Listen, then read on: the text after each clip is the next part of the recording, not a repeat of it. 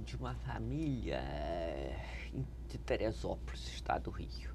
Eu costumo dizer na época que Teresópolis era interior. Hoje é um lugar próximo ao Rio, mas naquela época não era. Diria que de uma família classe média. O que eu estou entendendo por isso?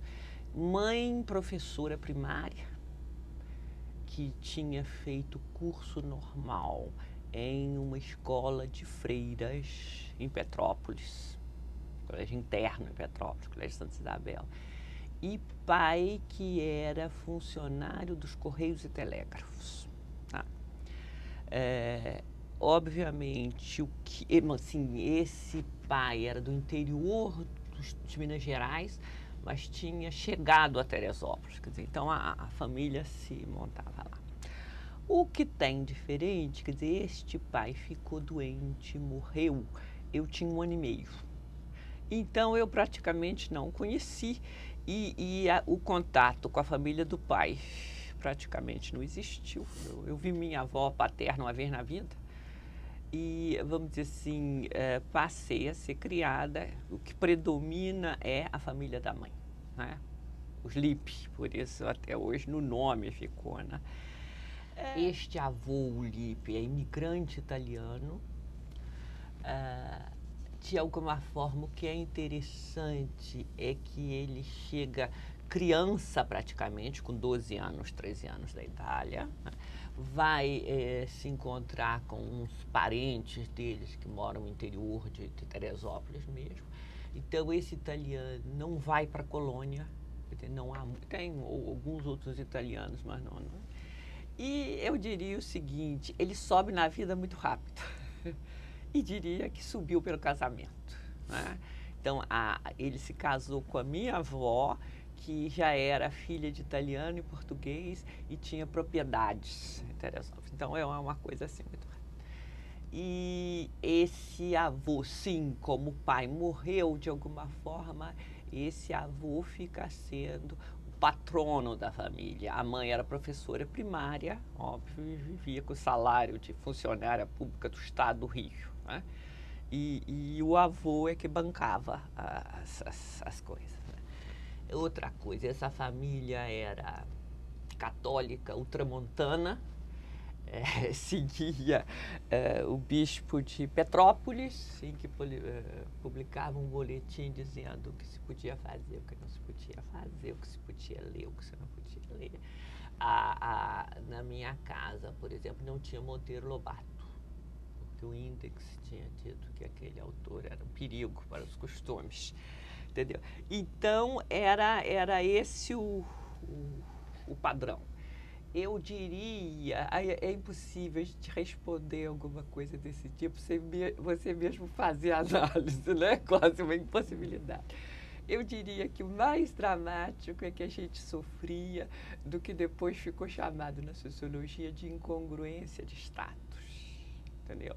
De um lado a gente era, quer dizer, a vida, eu, meu irmão, minha mãe, vivíamos assim, não vamos dizer que é pobre, que é um pecado dizer isso, mas em condições muito restritas, e ao mesmo tempo tínhamos coisas que de fato só por esse subgrupo não poderíamos ter, entendeu? Então determinadas situações no meio do público falavam, meu avô, como bom italiano, tinha um apelido que era Pepino, né? Giuseppe Pepino. Falava, neta, você tá lá bem anônima. Aí alguém falava, neta de seu Pepino. Aí, de repente, você era olhada como uma certa elite da cidade. Só que eu, parte da família esta, mas não tinha recurso muito escasso. Então, eu acho que o que mais marca, assim, lembrando, usando já a sociologia para fazer análise da vida da gente, que era isso, incongruência de status. Eu não era só pobre, só classe média, só a elite da cidade. Era uma mistura disso tudo. E você estudou em colégio de que tipo? Sim. Primário em escola pública, tendo a mãe professora, tá?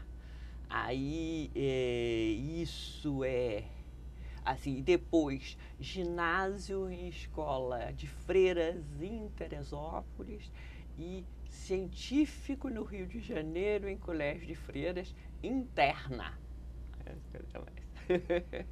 Mas por que a vinda para o Rio de Janeiro? Sim, as mulheres da minha casa, quer dizer, a mãe, a tia, as duas primas, o destino natural das mulheres era fazer escola normal e virar professora. Né? E era esse o destino que eu não queria. Tá? Então eu inventei que eu queria fazer engenharia.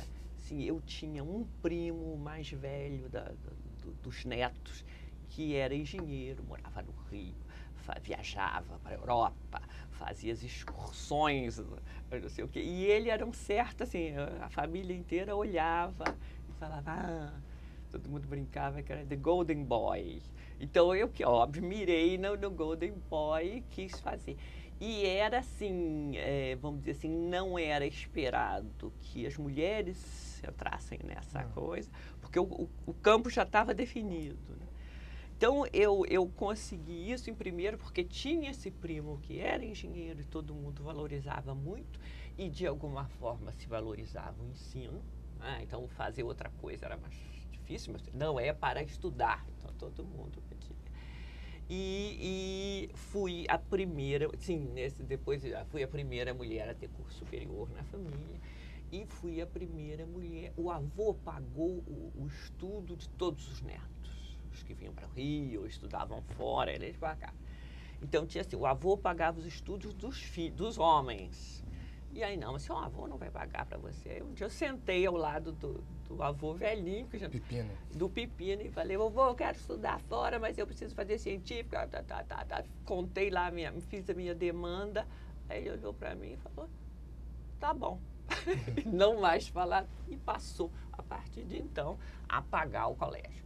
E a história de vir para o colégio interno tinha a seguinte coisa, um dia, imagina a filha, tinha um filho que já estudava no Rio, a filha única da mãe viúva dizendo, vou estudar no Rio.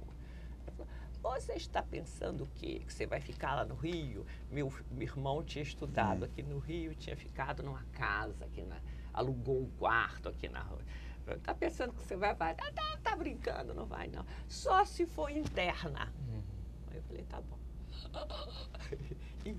E estudei aqui no Colégio Imaculada, a Praia de Botafogo me persegue no Rio de Janeiro. Esse aqui?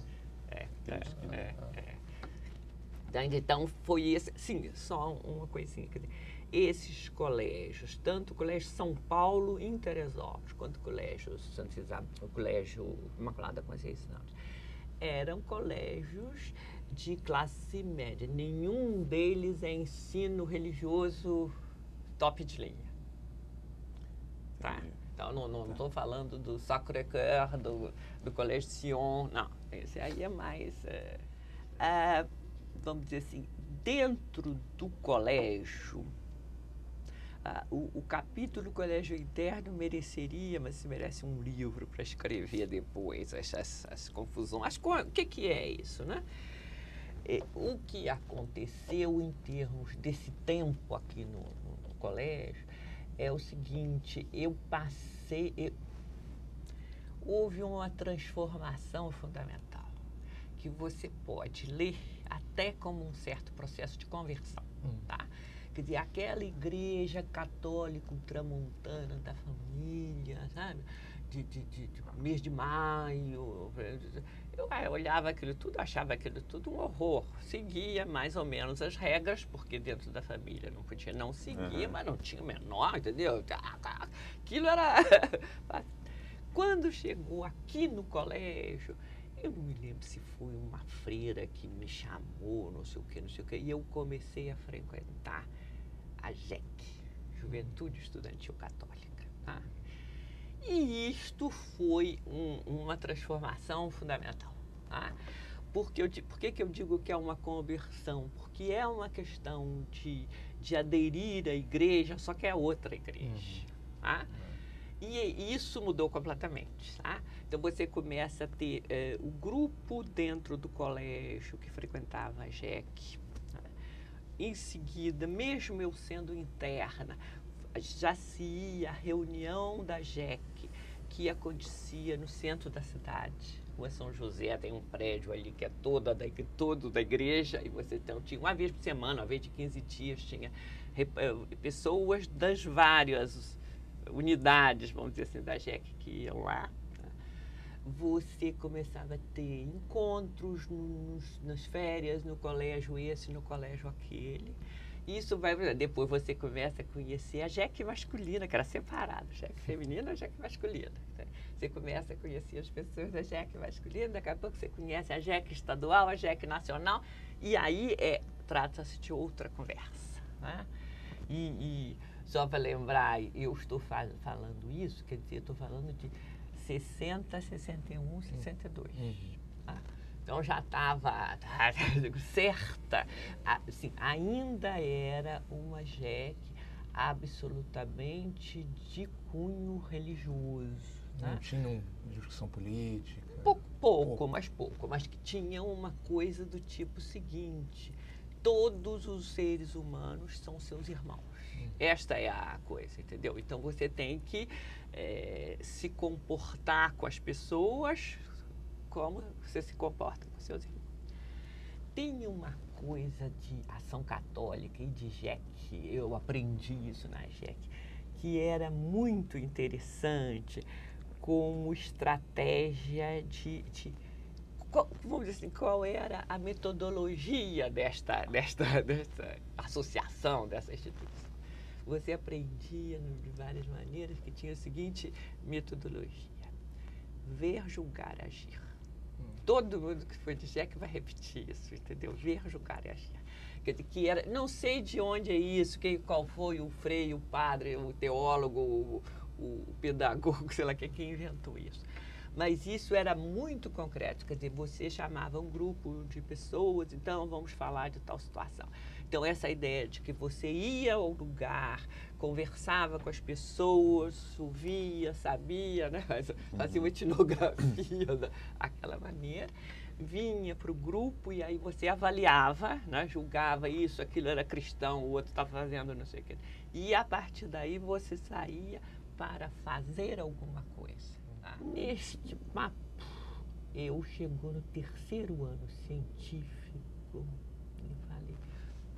e falei, eu não quero ser engenheira, não, isso não quero, entendeu? A consciência de que eu estava, vamos dizer assim, convertida para uma outra forma de viver, de fazer coisas que aquilo... Eu me lembro de eu estar numa aula de matemática no 3º ano. Aqui, eu tinha um professor de matemática, daquela equação, quadro inteiro. E aquele negócio, tem coisas na coisa de matemática, tem um momento mágico da equação, que ele vai assim, faz assim, e fala, bota menos, troca o sinal, os sinais todos, só faltava fazer, muda. Eu olhei aquilo e já assim, o que foi? Falei, eu não quero passar a minha vida fazendo isso, entendeu? Estudando essas coisas. Saí da aula e falei, eu não vou fazer engenharia coisa nenhuma, que eu já ia começar a fazer um cursinho. Desisti. E fui fazer vestibular para o curso de Sociologia e Política da Pontifícia Universidade Católica. Por quê? Por conta da JEC? A escolha da PUC? Nesse clima, eu não tinha a menor ideia do que significava sociologia, tá? Mas uma coisa com esse nome devia ser boa, né? O título, né? Sociologia social, a vida da sociedade, etc. Não teve uma influência que te levou, falou? Uma freira, de repente? Tinha uma coisa que eu sabia, que eu ir estudar numa universidade católica seria mais bem aceito pelo meu... Eu tinha que prestar conta lá com alguém que ia me sustentar, né? Não te passou pela cabeça a FENEFIA? Não, porque aí era isso, assim, de alguma forma, mesmo essa coisa, quer dizer, eu estaria entrando numa escola, numa universidade, que ao mesmo tempo estava mal ou bem ligada a este mundo Sim. que eu já estava ligado, não é? Que era a JEC, a igreja, não é? Não sabia muito bem, mas sabia que era fácil, não é? Mais fácil ser aceita. Aí eu fui lá na PUC, era o vestibular da sociologia, na época eu não estava ligada. Peguei aquela bibliografia, olhei e falei, meu Deus do céu, eu não sabia. Quer dizer, Qual era a bibliografia? eu já não me lembro, mas alguma, quer dizer, tinha muito história geral, história do Brasil, português, não tinha matemática, tinha alguma, não me lembro.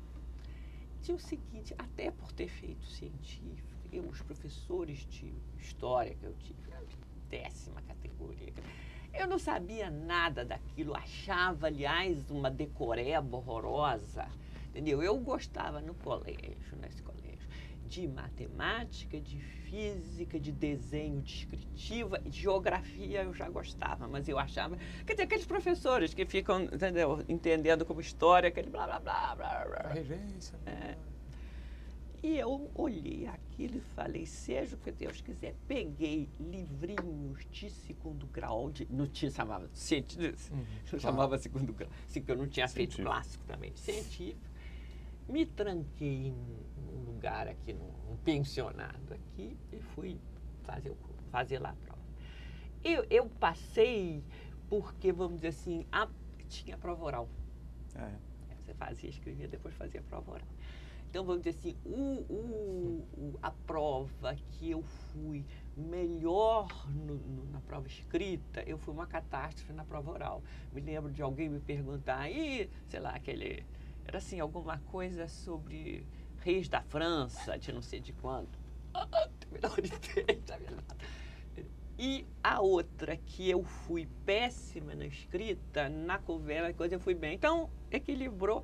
Consegui entrar, obviamente que os que tinham, não era uma coisa, eram o quê? 60, 70 candidatos, entraram 30, meio a meio, não era? Mas entrar, vamos dizer assim, foi um feito porque eu estudei um mês.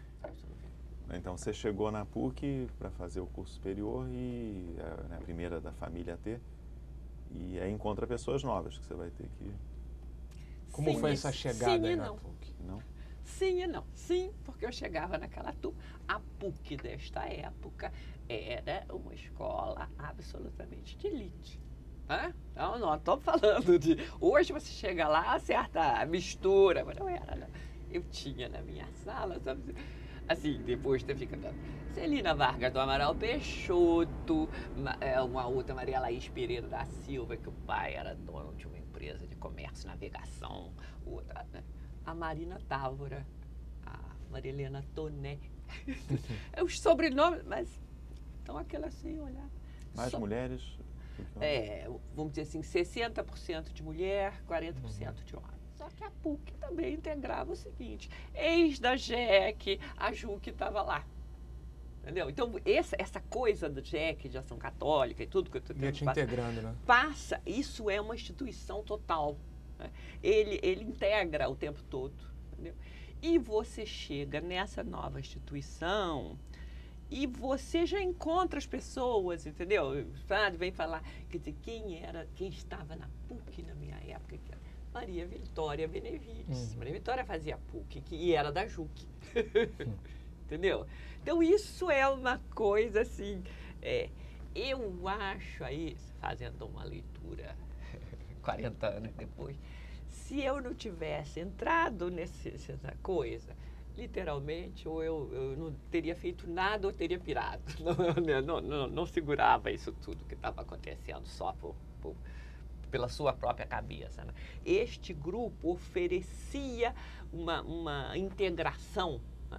E você passava a conhecer, quer dizer, não era só a pessoa da sua sala que tivesse isso, era o outro da outra sala, era o outro, a outra que tinha sido da JEC, que eu conhecia, que fazia filosofia, a outra que fazia não sei o quê, você conhecia o pessoal da engenharia, né? Que é a linha, quer dizer, eu sou da JEC, JUC, AP. Esse foi o traje. Por exemplo, 62 para 63 já tem uma politização da própria da GEC também. Tá? Que você e julgo que, de fato, você tem, de alguma forma, aquelas pessoas que tinham sido de GEC e JUC e que ficaram só na GEC e JUC e os que passaram para uma ação política. Tá? O que está acontecendo? Está acontecendo Padre Vaz, em Belo Horizonte, os dominicanos entrando naquela história, começa a se criar e você começa a ouvir falar de Betinho é dessa mesma trajetória, entendeu? Não sei quem mais. Tá tendo alguma coisa no movimento de igreja, tá tendo mudanças na política, tá tendo, né?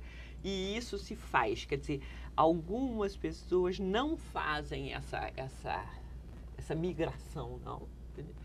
E acho que o que acontece, eu fui das que fiz. Também nessa época tem um corte, que é com a igreja, entendeu? Quer dizer, passava a ser cada vez mais claro para mim que era importante você salvar seus irmãos, sim, mas a igreja, sabe, a igreja não tinha nada a ver com isso. Eu fui lá, ficava contando o que esses movimentos de GEC, JUC, etc, sempre tiveram um padre que era que fazia o responsável, que fazia o intercâmbio, que fazia, né? E aí já era um corte com a igreja e um corte com religião, de alguma forma. Aí é uma crise importante na medida que você começa a achar, não é bem isso, etc. O curso, os professores do curso de Sociologia, quem é que você encontra dando aula? Também, na medida que a gente entrava para a P, e essa política universitária, né, na PUC, você passava a conhecer os outros. Você ia conhecer o fulaninho, que era do PC, do Partido Comunista, o outro que era do Movimento Solidarista Universitário, não sei se alguém já falou a respeito disso. Vale falar, porque quem era, quem não era, entendeu? Você passava a ter contatos com outras pessoas da PUC e com o movimento universitário. Quer dizer, a PUC, eu acho que ao todo, não sei quanto. A PUC era uma coisa pequena, entendeu? Você conhecia todo mundo de todos os cursos e ter algum vínculo com a política universitária da cidade, tá? Então, isso mais essa coisa. Como eu já disse, a PUC quer dizer, as diferenças de classe social existiam de fato, tá? A maioria das pessoas vinha de colégios de zona sul do Rio, aí eu estou falando de colégios bons, ou de cursinhos. Então, as pessoas falavam assim, a aula do Manuel Maurício, não sei quando, não foi muito boa, não. Eu nunca tinha ouvido falar em Manuel Maurício, entendeu? O texto do Caio Prado, esse não deve ser discutido, porque Celso Furtado... Então, você tinha isso falado logo no início, né? E eu acho que duas coisas foram importantes na PUC. Eu ter esse grupo que dava um apoio de outro tipo, e lembro que a gente fazia curso de métodos e técnica de pesquisa ou coisa no gênero, um curso mais jovem. E teve a primeira, assim, na turma, o primeiro ano, e teve a primeira prova. E aí tem um rapaz que depois ficou amigo, que tirou 10 e eu tirei 9,5. E a maioria da turma tirou 3, 2,5, não sei o quê. E aí, o professor vai lá dar a prova e fala, aqui, a nota do Jorge Gomes, 10. Lúcia Maria. Aí a turma toda para e vai olhar quem é aquele ser que tirou 9,5 na prova de não sei o quê. Então, sabe como é que, né, as coisas que acontecem acabam. Então, já não era mais uma sumida naquele grupo, uma pessoa que sabia essa coisa estranha, tá? Eu fiz política universitária 4 anos. As aulas, eu vou conversar com vocês. Tem algumas pessoas que me falam assim, a formação no nosso tempo é que era boa. Eu olho e falo, cruz. Não acho nada disso. Quer dizer, a gente tinha aula, o criador da escola, que é o Padre Ávila. Que dava aula, né? Pessoa muito distinta, fantástica, devemos ter prestar todas as nossas homenagens. Mas tinha um livrinho de sociologia que era é uma coisa, quer dizer, a sociologia vista do ponto de vista da igreja, por mais que ele queira. Então era assim, quer dizer, tinha um outro professor que se chamava Padre Ozanam. Outro dia encontrei uma pessoa daquela época, falei, cadê Padre Ozanam? Padre Ozanam foi para o Canadá, saiu da igreja, casou-se 2 vezes. O Ozanam era um pouco mais aberto, mas pela época a gente entendia aberto a figura que era mais assim de esquerda. Mas também eu não me lembro de uma coisa interessante, assim, relevante que ele tinha. Não sei. Algumas, quem dava aula de antropologia para minha turma era Manuel Diegues. Você é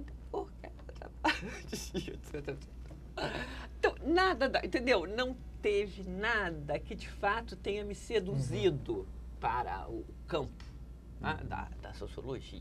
Então, sim, outra pessoa dava aula de história, Francisco Falcon, que é um homem que sabe história. Mas naquela época, Falcon, depois eu resolvi o título, Falcon dava aula em 50 cursos, 350 faculdades. Aí ele chegava lá e falava, hoje vamos falar... Eu juro, a impressão que eu tinha é que ele tinha introduzido uma fita cassete, que assim, e ele falava, o que... E você com aquilo... Não tinha a menor graça, nada daquilo, entendeu? Então, a minha memória desses anos da PUC não é de formação nenhuma. Nem com os colegas, grupo de estudo. Aí é outro. Mas mesmo assim, quer dizer, a coisa fundamental era a política universitária. O que significava política universitária? Chegava lá, oi, ver todo mundo. Hoje vai ter reunião de quê? Ir para o diretório, arrumar. Sim, a gente pegou 64. Então, tinha uma exposição de livros no diretório, livros de sociologia, que aí a direita da engenharia entrou, apedrejou, a gente foi, não sei o quê. De tarde vamos falar na turma X ou Y, tanto, convocando para sei lá o quê. Sim, eu vivia no diretório, que era uma daquelas casas da vila, sim. Aquilo eu só faltei levar colchão e dormir lá, porque a gente passava o dia lá, entendeu? E tarde fazer isso, e já começava o problema geral, né? Não era só da PUC, mas em geral de repressão, etc, etc. Mas antes, no golpe de 64, qual é a sua lembrança da época do que aconteceu, da situação? Foi surpresa, não? Como estudante. Que coisa. Eu, obviamente, que era da PIA, né? Então, a gente sabia alguma coisa. Óbvio que a gente achava que aquele golpe seria, não imediatamente, mas muito brevemente, resolvido, né? Mas aí sabia e tinha as forças. Cada dia se ouvia, né? Cada momento se ouvia uma coisa. Não sei qual foi a tarefa que nos passaram. Eu e uma outra passamos a noite de 31 na casa dela, ali aqui no Cosme Velho, porque a gente tinha que passar notícias. As pessoas nos telefonavam dizendo, está acontecendo assim, assado, e a gente tinha que repassar o recado para essa coisa. Então, vamos supor, as tropas do general Moura, como é que chama? Mourão estão descendo, estão subindo, sei lá, quem mandou avisar que não sei o que, tal. Aí você tinha que fazer tudo. Chegou no dia 31, nós íamos para a PUC ou íamos para a Faculdade de Direito do Caco, que era onde as pessoas iam se reunir, porque ia ser ali a resistência. Aí teve uma greve geral, né? Essa é uma das coisas mais... E aí a gente veio andando do Cosme Velho para passar aqui, para chegar em Botafogo. E aí passamos ali no Palácio Guanabara e vimos os tanques, as coisas todas. Aí fomos murchando, murchando. Sim. Eu morava, nesta época, num pensionato na Rua Real Grandeza, que é ao lado daquela igreja ali. Que era uma coisa... Esse pensionato, basicamente, obviamente, de mulheres, de meninas, quase todo mundo, a maioria absoluta de pessoas eram estudantes fora do Rio que vinham estudar aí, né? Então era muito interessante, porque você conhecia a mulher que fazia medicina na UFRJ, outra que fazia não sei o que, não sei, entendeu? Você tinha um universo muito grande de pessoas. E tinha também ali gente que sabia das coisas. Quando eu cheguei ao pensionato, depois de passar essa noite lá na casa da outra, sendo informante lá do cara, alguém falou, e olha, não faz isso não, porque não sei o quê. E eu, seguinte, não fui para a faculdade de Direito, onde nós íamos fazer resistência, né? E aí, a partir dali, vamos dizer assim, fiquei vendo pela televisão as coisas todas, mostrando, obviamente, que quem foi se deu muito mal, entre outras coisas. Sim, que as pessoas que iam, é porque ali também nós teríamos armas para resistir ao golpe. Não teve isso, não tinha arma, graças a Deus, nada disso aconteceu. Fazendo uma ponte, isso aconteceu um pouquinho depois. Aquela vez mais tarde, que todo mundo vai para o prédio aqui da Praia Vermelha, que depois a polícia fechou. Quer dizer, aquilo ali, por exemplo, eu não fui naquele dia por algum acaso. Mas naquilo acho que era 68, quase. Quase 8. Eu estou fazendo uma ponte um pouco adiante. Mas eu não fui por acaso. Quando aquilo aconteceu, eu olhei e tive consciência o seguinte, porque aí, diante daquilo, as famílias iam buscar os seus rebentos, né? Aquelas famílias que eu conhecia. E eu tinha clareza que se eu fosse presa ali, não só não ia ter ninguém da minha família para me pegar, entendeu? Como minha mãe infartaria. Não só ninguém ia me salvar, mas eu ia matar minha mãe. Então eu ainda tinha que fazer esse jogo. Mas voltando a isso, então a escola, não me lembro de nada disso.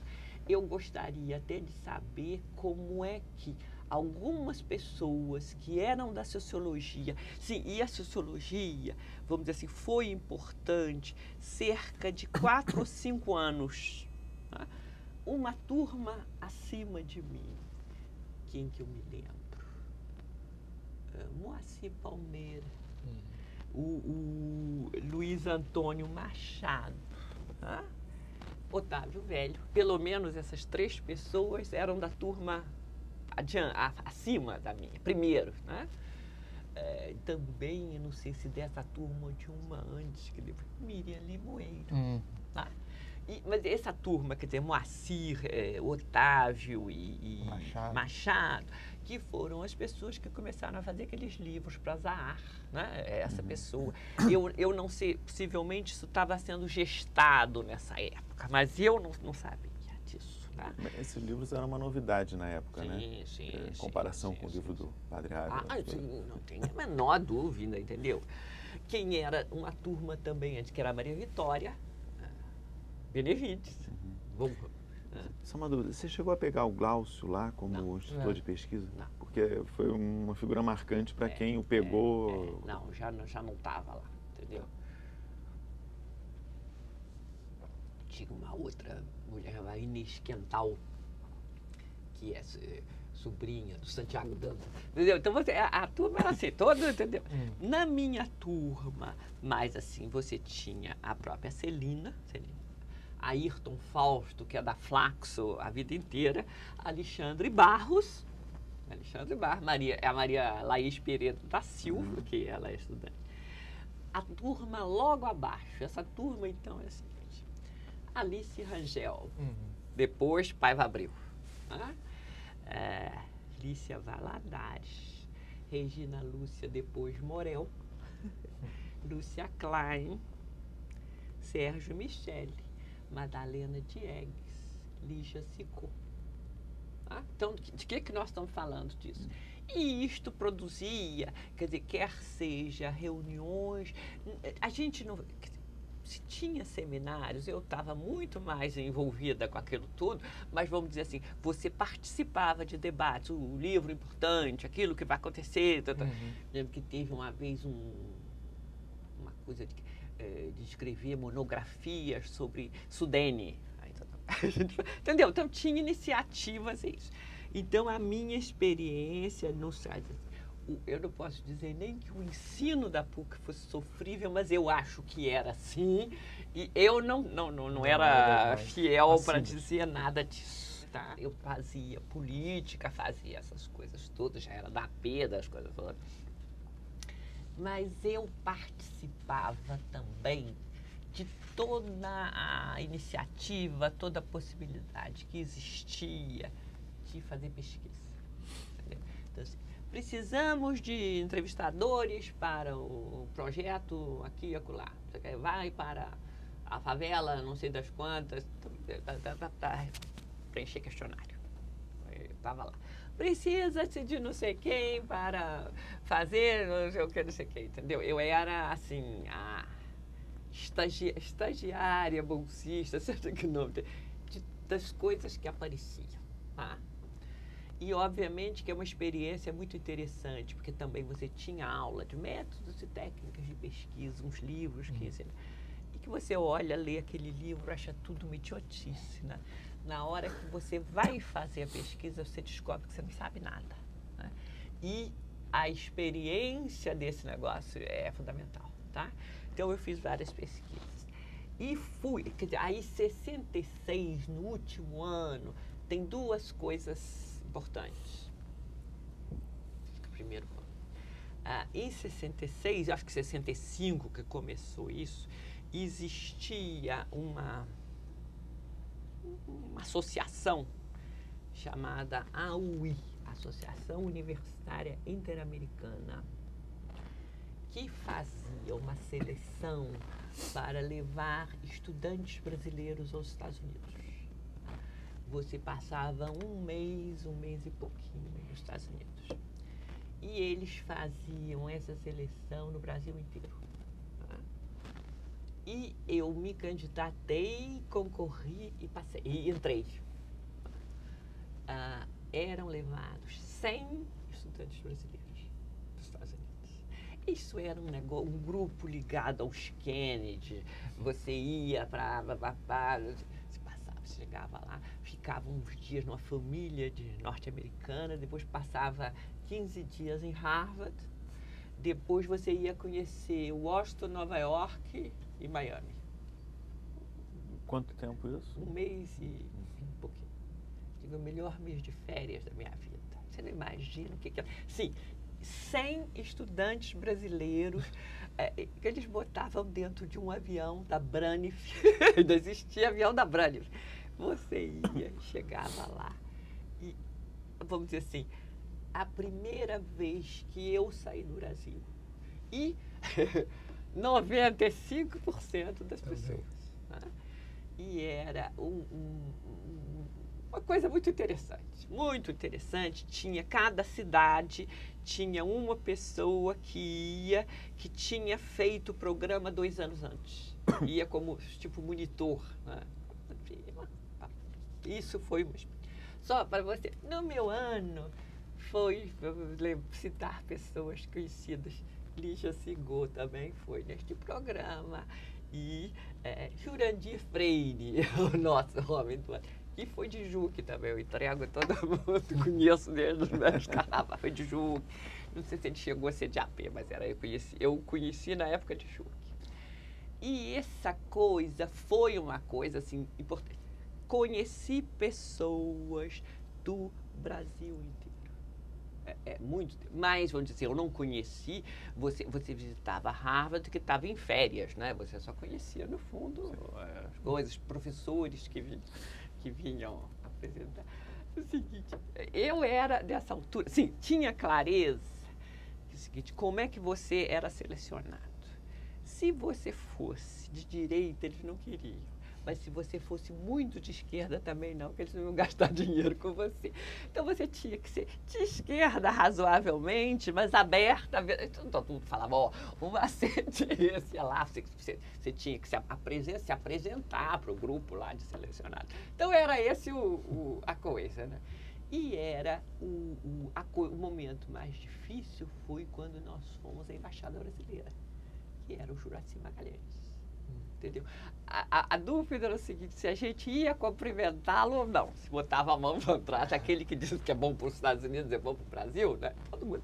Então, vamos dizer assim, tinha essa coisa. Mas a impressão dos Estados Unidos, norte-americano? Tinha uma coisa. Primeiro, nós estávamos visitando o The Best Harvard em plena Nova Inglaterra. Né? Aquele riozinho, o Charles River. Das coisas você fala.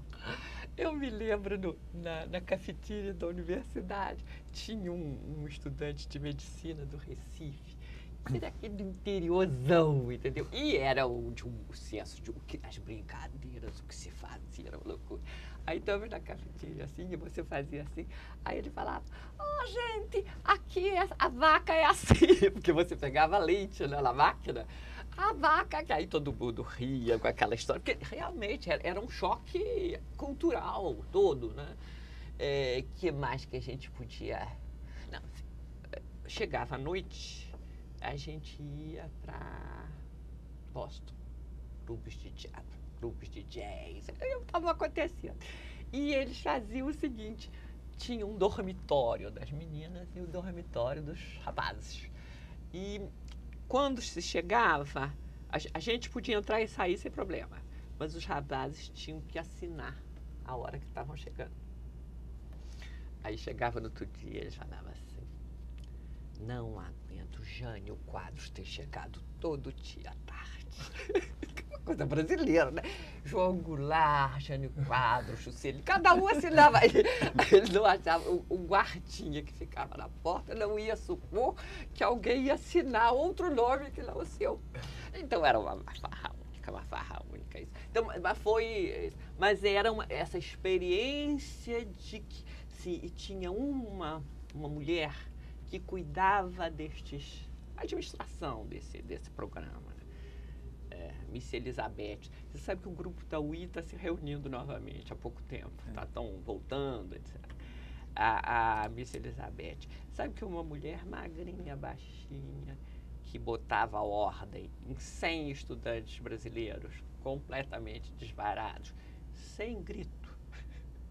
A força da autoridade, o poder. E tinha uma coisa.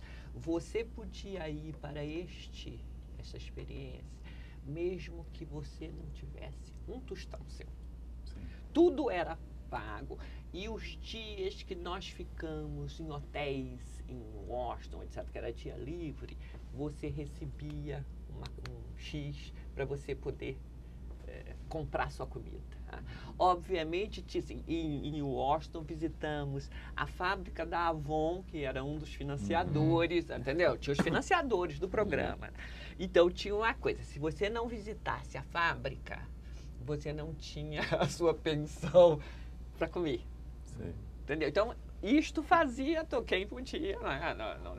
Então, era uma coisa assim, demonstração de eficiência, de organização. Eu só tive nos Estados Unidos, depois, um impacto equivalente ou maior, o dia que eu visitei a Disney, que é outra coisa. Muito bem, voltei, soube que no centro latino-americano estavam procurando uma pessoa para trabalhar numa pesquisa. Lá fui eu no centro latino-americano. Tá? E aí era uma pesquisa de um convênio do centro latino-americano com a Sudene, para fazer uma pesquisa que se chamava sobre polos de desenvolvimento em Juazeiro e Petrolina. Então, aquele negócio. Aí a Lúcia, que não estudava, não sabia, batia todas as experiências, me pegaram. E eu fui para Juazeiro e Petrolina para treinar entrevistadores e aplicar um questionário. E ficamos um mês e não sei quanto. Então, vamos dizer assim, o segundo semestre do último ano eu pouco passei na PUC, entendeu? Não, o julho, as férias dos Estados Unidos foi nas férias, mas depois eu fui para essa experiência. Que, sim, aí só um pouquinho adiante, quer dizer, eu participei dessa pesquisa, voltei para o CLAPS, fiquei até o fim da pesquisa e no ano seguinte foi feita novo convênio para fazer pesquisa similar no Rio Grande do Norte. E eu fui também. Você já era formada? Já era formada. No segundo eu já era formada, no primeiro. Na primeira eu era chefe de entrevistador, etc. No segundo eu era membro da equipe, tá? Essa experiência no Nordeste foi fundamental. Pelo seguinte, quer dizer, 66, né? O mundo já diferente, etc. Ainda havia nos grupos de esquerda um pouco a ideia de que a cidade estava isso, o Rio estava aqui, né, a direita no poder, a direita não sei o quê, mas que tinha-se uma esperança que do campo virá a verdadeira revolução, virá essas coisas. E eu fui para o Nordeste, lá Juazeiro, que era um lugar que tinha sido quente, tinha tido mesmo movimentos de igreja, do MEB, movimento de educação de base, assim, tinha amigo da gente que era alfabetizador do MEB, né? Isso tudo é uma rede, não é uma coisinha. E cheguei lá também, encontrei assim, você chega nesses lugares, se você é de uma dessas redes, você acha as pessoas, não é? Achei lá a pessoa. Aí comecei a conversar. E o que eu vi? Olha, o que tinha, ou as pessoas tinham saído embora, ou tinham sido presas, ou tinham morrido, ou tinham qualquer coisa. Não tinha nada. Né? E eu cheguei ao Rio e falei para os meus companheiros. Gente, e eu me lembro de eu falar assim, gente, isto aí, que era o governo militar, vai durar uns 10 anos. Agora, isto era a prova de que eu estava sendo corrompida pelas forças de qualquer coisa. Fraqueza ideológica. Fraqueza ideológica, entendeu? Não era... Sim, aí, vamos dizer assim, só mais uma questãozinha em torno deste mundo da esquerda. Estava errada, porque durou 21 anos. Só que eles achavam que era, entendeu? Que era uma coisa assim, cada vez que a repressão fazia alguma coisa, vinha aquela coisa assim, aliás, em outras situações, está dizendo, viu? Estão fracos, estão precisando usar a violência porque não tem... Então, cada vez que a coisa apertava, o argumento era isso, né? Então, estávamos fraquíssimos, só que não era nada disso. Então, isso era uma coisa. E o seguinte, o meu grupo da AP, da Sociologia, foi expulso da AP. Por quê? Porque num desses momentos, não sei precisar a data, nós fomos convocados para distribuir, panfletar, sim, que além de coisa a gente panfletava, que distribuía coisas, subia em prédios na cidade para chegar lá, distribuir, jogar panfleto lá por cima, fazer assim. Tudo muito, quer dizer, assim, em princípio, política universitária, não era uma outra política universitária. Não. E aí nós fomos convocados para ir para a Central do Brasil para distribuir um panfleto que nós só veríamos o conteúdo do panfleto quando chegasse lá na hora. Sociólogos todos, que é isso? Tem que saber o que eu estou distribuindo. E nós não fomos. Entendeu?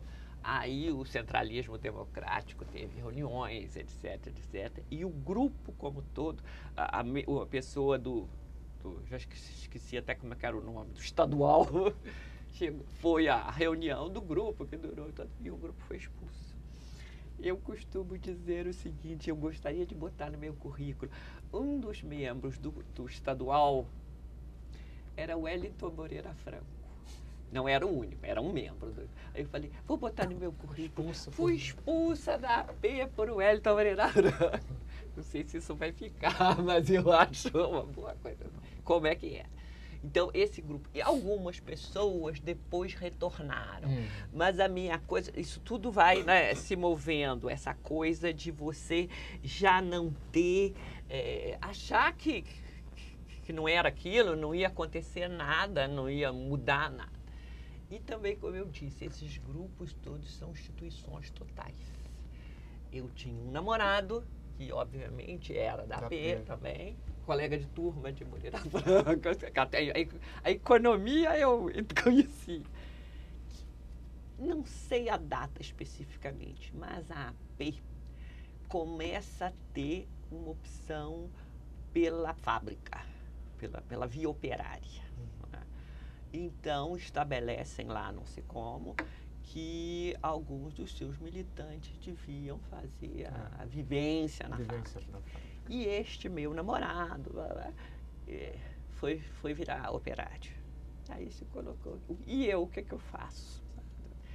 E aí eu declinei, falei, senhor, desculpe, mas eu não vim do interior, eu não vim de Teresópolis para o Rio de Janeiro, para chegar neste momento, fingir que sou operária. Eu não sou operária, não. Mas, obviamente que isso envolveu, terminou. Mas, então, só estou comentando isso, quer dizer, o grupo não era só um grupo que você está a alta hora, você era militante. Não, isso era uma coisa, envolvia toda a sua vida, você participava desse mundo aí. Depois, em 66, eu me formei. Eu tinha 21 anos. Qual era a perspectiva de trabalho? O que um sociólogo fazia? Eu já tinha, quer dizer, porque eu te falei, o que eu ficava atrás era na coisa de pesquisa. Isso o Centro Latino-Americano você ainda continuava com vínculo formada? Sim, porque um ano depois. Sim. Eu fiquei, vamos dizer assim, 6 meses, os últimos 6 meses de ainda estudante e um ano... 67 inteiro ainda no... Nessa outra pesquisa, tá? Então, eu sabia, assim, eu não queria ser professora. Não era o meu papo, entendeu? Não queria ser professora. E eu achava, quer dizer, procurando você encontraria pesquisas a serem feitas. Né? Como eu já tinha visto, quer dizer, eu já tinha... quer seja na Sudene, quer seja em alguns órgãos do próprio governo. Se vocês olharem a trajetória de Lícia Valadares, também vai para a área de pesquisa de favela. Se você tivesse uma coisa, você poderia, tá? O dramático do Centro Latino-Americano é que, nesta época, ele já estava em franca decadência. Tá? Ele guardava vestígios de uma época mais presente, com financiamento e tudo. E tipo de coisa seguinte. Nesse ano e meio de estudante depois, eu brincava o seguinte, que eu vivia do reescalonamento da minha dívida externa. Porque a gente só recebia quando a Sudene pagava as prestações de um convênio. Entende? Então, vamos supor, a primeira prestação 3 meses depois. Então, você recebia. Só que eu precisava viver 3 meses. Então, sim, porque a família considerou o seguinte, até o estudo, tudo bem, você fica, né, tem que viver aí no Rio, etc. Mas ao momento que você se forme, a família esperava que eu voltasse para Teresópolis, para ser professora do Colégio São Paulo, sei lá. A filha de uma vizinha tinha feito isso, veio aqui, estudou geografia, foi lá dar aula no colégio sobre geografia. E eu tive que avisar a mãe de que eu não voltaria. Tá? E ela olhou para mim e falou, tudo bom, mas então é por sua conta. Você ainda estava no pensionato? Não, eu já tinha. Sim, mas já tinha, eu e 2 outras já tínhamos alugado um apartamento, já tá uma zona, assim, vários níveis de pessoas que você vai morar junto, né? E aí falou, não, então é por sua conta. E eu engoli assim e falei, e é isso aí. Então, eu precisava me sustentar. O que eu fazia? Eu pedia dinheiro emprestado. será que você pode me emprestar um dinheirinho? Não sei o quê. Quando eu recebi, a primeira coisa que eu fazia é pagar correndo, para poder daqui a pouquinho vou pedir outra vez. Entendeu? Então eu vivia de rescalonamento de dívida externa. Ou seja, você tem que ter uma rede de amigos muito boa para poder... As instituições totais. Exatamente. Se não fosse isso, como é que eu ia fazer isso? Não podia. Neste quadro, sim, o Centro Latino-Americano, aquela coisa, o próprio Diegues, que era assim, o diretor, etc., Medina, que era o responsável. Mas não, entendeu? A sensação de você ver as instituições desmanchando é muito, muito. Então eu sabia que eu estava ali fazendo aquelas coisas, vendo coisas, mas que tinha que estar com a antena ligada. Nisto, a antena ligada, alguém me falou, sempre as coisas sempre tem assim, alguém me falou disso, alguém me falou daquilo, alguém me falou que o SESC Nacional estava contratando sociólogos. Aí fui eu lá correndo para o SESC. Tá? Foi feita uma seleção lá, e eu fui contratada pelo SESC. Eu sozinha não, na época, eu, Alexandre, outra pessoa que era da minha turma, que hoje Arlindo Fábio Gomes de Souza, que foi diretor da Fiocruz lá, né? Irmão de Paulo José, irmão. Sim, Arlindo é irmão de outra figura da JEC também, que é figura da igreja até hoje. Não vou lembrar daqui a pouco. Então, no intervalozinho técnico, você falou que tinha uma musiquinha na PUC para você. Vale a pena registrar. Na posteridade. Você tem que aprender a cantar ela, vai falar, Luciane Felipe, que estudou sociologia, mas a aula ela não ia. Aí continuava, não sei o que lá, no Pilotis. Eu era conhecido, só faltava ter um lugar reservado no banco, né? Então cantavam para mim, riam, a gente. Mas uma coisa que você falou, você mencionou isso, conhecimento ou ascensão pelo mérito. Mérito e uma outra coisa, como eu disse, a família mandava dinheiro, um X de dinheiro, que eu pagava o meu pensionato. Mas não dava para pagar a PUC. Você tinha bolsa?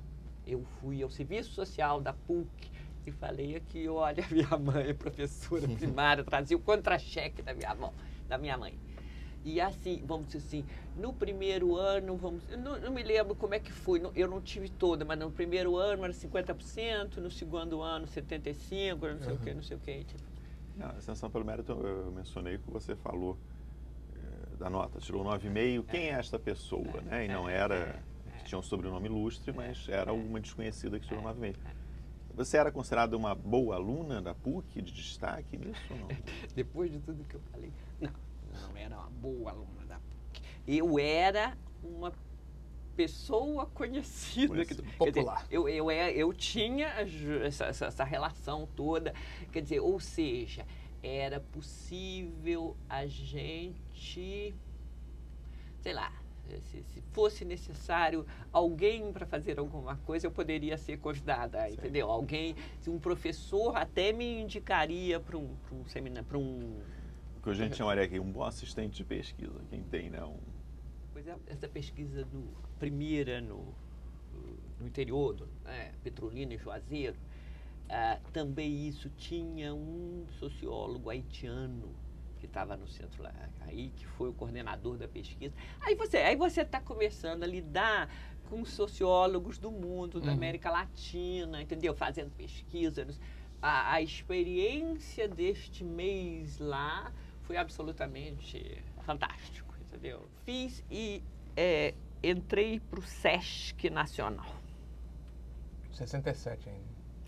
67, mas eu acho que eu fiz a seleção em 67, entrei em 67, por aí, 67, 68. Tá. Demorou durante um certo tempinho, eu me considerei a pessoa mais rica do mundo. Porque, assim, dentro do SESC, foi a primeira vez que eu tive emprego. Tirei carteira profissional, assinaram a minha carteira. Salário depositado em conta bancária. Fantástico. Era fantástico. É a primeira vez que eu tinha conta bancária, a primeira vez que tinha carteira profissional. E era aquela experiência de você receber, no dia X do mês, você recebe o seu salário. Né? Eu fiquei aí, e o SESC Nacional tinha uma experiência que era o seguinte, o trabalho era de meio-dia às 7. Então, eu fiquei algum tempinho terminando a pesquisa no Centro Latino-Americano de manhã. Recebendo também. Então, de repente, eu tive dois dinheiros, um de salário e outro negócio. Eu sabia o que ia fazer com tanto dinheiro da minha vida. Pagou a dívida externa? Ah, sim, a dívida eu sempre... Isso era uma coisa, era fiel, sabe? Porque você pedia a alguém a possibilidade de você precisar outra vez pedir a mesma pessoa, você tinha que provar que você era um bom pagador, né? Então, mesmo que eu ficasse a zero outra vez, eu pagava as pessoas. Então, eu tinha crédito, né? O SESC não sabia o que ia fazer com os sociólogos e nós também não tínhamos ideia de por que o SESC estava nos contratando. Muito estranho, muito esquisito. Aí eu inventei uma pesquisa que a gente ia fazer com as próprias unidades do SESC, para conhecer o SESC, ver o Gaia. Eu acho que eu nunca aprendi pesquisa nenhuma, eu continuo no Vejo Gaiazinho até hoje. Quer dizer, veio a situação, então bolamos uma pesquisa no SESC, como eles não sabiam o que faz, então vamos fazer. E fizemos isso.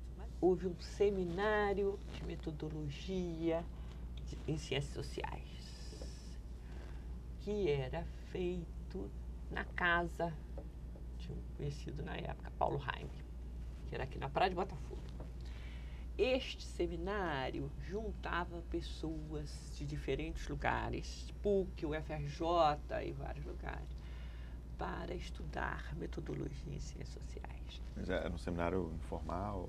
Sim. Ou era um curso? Sábados à tarde. A gente ia para lá. E quem dava esse seminário era Vanderlei Guilherme dos Santos.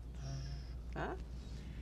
E era uma coisa que eu me lembro assim, algo como da Grécia aos nossos dias, entendeu?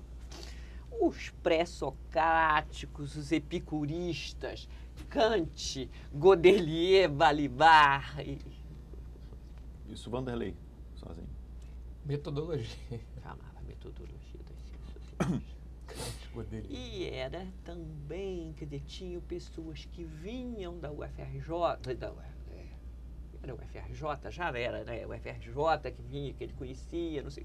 Juntava, também não me lembro como eu soube disto. Mas este grupo cresceu, e depois ele, inclusive, deu um filhote na casa de mais não sei quem lá, foi feita uma outra turma. Eu tenho a impressão, não me lembro direito, que a gente pagava. Porque era também uma coisa, essas pessoas também estavam vivendo situações de perseguição, de coisa, tudo, e precisavam subsistir. Então, o que se falava? Como é que você vai subsistir? Você tem que fazer o que você sabe. Então, você é um intelectual, sabe? Então, vai fazer isso, tá? A primeira vez eu tive contato com o que era, vamos dizer assim, um certo estudo sério, né? Puxa, tem isso tudo, é isso aí mesmo. Embora, vamos dizer assim, um pouco sim, ali a gente, quer dizer, conheceu o Vanderlei, embora conhecesse o autor, tá? Pelos grupos de esquerda, né? A gente conhecia o Vanderlei, que basicamente tinha escrito o Quem Dará o Golpe no Brasil. Essa era a coisa. Quer dizer, poxa, esse cara viu e escreveu antes de todo mundo que não era a esquerda que ia dar o golpe, sim a direita. Então, a gente tinha uma coisa de reconhecimento né, fantástico em relação ao Vanderlei. Tá? Então, essa experiência foi interessante, foi importante, mas eu digo que era também absolutamente paralisante. Você aprendia tudo que você não podia fazer. Como assim? o seguinte, se você fizer uma associação entre tal evento e tal norma de comportamento social, você está epistemologicamente errada, porque a unidade do indivíduo não combina com este teorias de meio alcance. As teorias de meio alcance se equivocam porque a estrutura da sociedade, do mundo, entendeu? Os cursos de epistemologia e metodologia mostram, inclusive ao analisar algumas obras, mostra tudo que aquele ali falhou. Como é que você conseguiria descobrir qual era a linha histórica correta? Sim, porque todos os grupos pretendiam estar deduzindo uma solução política, né, a fazer a partir de algumas premissas teóricas e, portanto, científicas. Entendeu? E como é que você tinha linhas? Todo mundo queria isso. Então, as linhas eram diferentes, porque um estava pegando uma linha do marxismo que não era a boa linha, está pegando o velho Marx, não, o novo Marx, está pegando não sei o quê, o outro está fazendo não sei o quê. Então, esses estudos, não das teorias, mas da metodologia, envolvia isso, entendeu? Há um equívoco na sua epistemologia, na sua metodologia. Por isso que você está chegando a essa posição aí, que é um equívoco, né? Então, aquilo vai. E eu ouvi aquilo, aprendi, mas me dava, entendeu? A bem da verdade, sim, um dos crimes à época era dizer para alguém que você é um eclético. Mas isso é uma coisa... A herança do próprio Zeb, né? Aquelas pessoas, aquele ecletismo todo, lógico que não ia dar certo. Então, você não podia misturar teorias. Mas isso durou ao longo de todo o ano de 68? Pois é, não sei se foi 67, 68, se foi metade, Uma das coisas que me consolava no SESC, estar no SESC, é que no início da carreira, Vanderlei Guilherme dos Santos e Zé Américo Peçanha, que era o outro filósofo que a gente ouvia atrás, tinham trabalhado no SESC. Então eu falava, isso aqui é uma coisa horrorosa, mas aquelas pessoas trabalharam aqui no seu início de carreira, eu não vou ter que ficar aqui o resto da vida. Mano, isso aqui não é uma coisa que vai me agarrar, e eu não vai colar em mim, eu não sei. Então, eu tinha muito assim... o próprio Vanderlei depois tem um segundo livro dele que foi publicado pelo SESC, que eu já esqueci qual é. Assim, na época que foi pesquisa que ele fez no SESC. Mas aí era pesquisa de leitura, de trabalho, ele tinha um certo... Então, eu consolava essa coisa. Em 69, eu casei. Fevereiro de 69. Tá? Em 69 também eu soube da prova da primeira turma do mestrado de Ciência Política do UPERJ. Obviamente, o que era o UPERJ para mim? Assim, no último ano da faculdade, a gente teve na PUC um curso que era Sociologia da Arte, que foi Costa Lima que deu. E tivemos um curso o Sociologia do Desenvolvimento, ou Nacionalismo e Desenvolvimento, que foi o Cândido Mendes que deu.